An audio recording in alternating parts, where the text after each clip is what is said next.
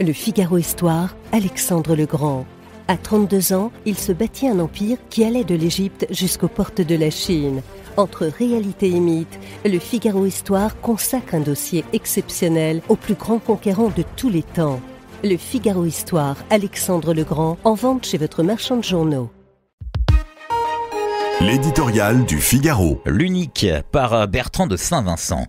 Le samouraï, les aventuriers, le clan des Siciliens, le cercle rouge, il a passé sa vie à mourir rarement dans son lit. Pourtant la mort, la vraie, a tardé à venir. Le dernier géant du cinéma français s'est éteint après un long crépuscule, celui des dieux.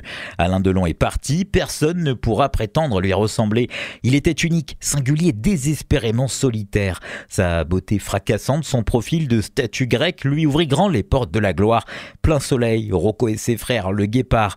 Avant 30 ans, il avait déjà tourné avec des réalisateurs de légende. Quand il arrivait quelque part, il prenait toute la place. C'est ainsi. Refusant l'appellation de comédien, il se définissait comme un acteur, n'aspirant qu'à rester lui-même dans la peau d'un autre. Il était d'un genre laconique, à prendre ou à laisser.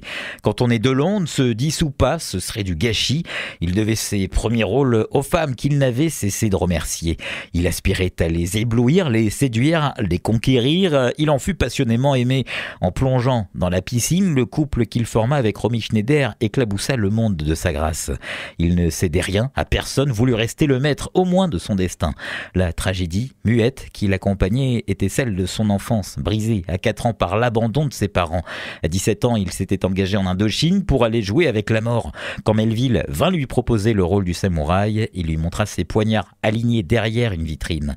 Il collectionnait les Bugatti, les armes à feu. Fasciné par le milieu, il dut au 7e art d'échapper au rôle ingrat de la petite frappe.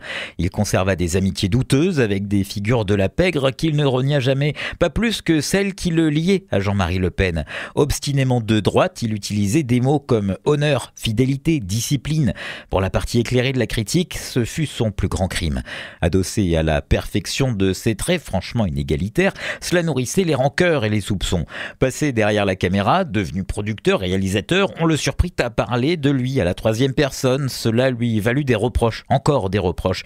Il s'en moquait. Tous ces roquets qui, durant sa vie, lui mordillèrent les chevilles ne l'empêchaient pas d'être une star. Le cinéma fut sa manière d'élargir les murs de son existence. Il ne faut pas oublier qu'il avait grandi à l'ombre d'une prison. Il en scia les barreaux. Depuis des années, il avait le sentiment qu'autour de lui, tout se rétrécissait. En manque d'héroïsme, de grandeur, il reprochait à l'époque son laisser-aller. Il ne supportait pas de vieillir. Comment être après avoir été ? Il n'avait plus personne à qui parler. Lino, Gabin, Romy, Clément, Melville, Visconti, tout le monde était parti. Même son vieux rival Belmondo avait cassé sa pipe. Il a émis le vœu d'être enterré au milieu de ses chiens. Il morde moins que les humains. Regrettant de ne pas avoir incarné Jésus, il croyait en Dieu plus qu'en l'homme, vénérait la Vierge Marie. En arrivant au ciel, c'est la dernière femme qu'il va tenter de séduire. Sur terre, on continuera ébloui à le regarder mourir en même temps qu'une époque. Le Figaro Histoire, Alexandre le Grand.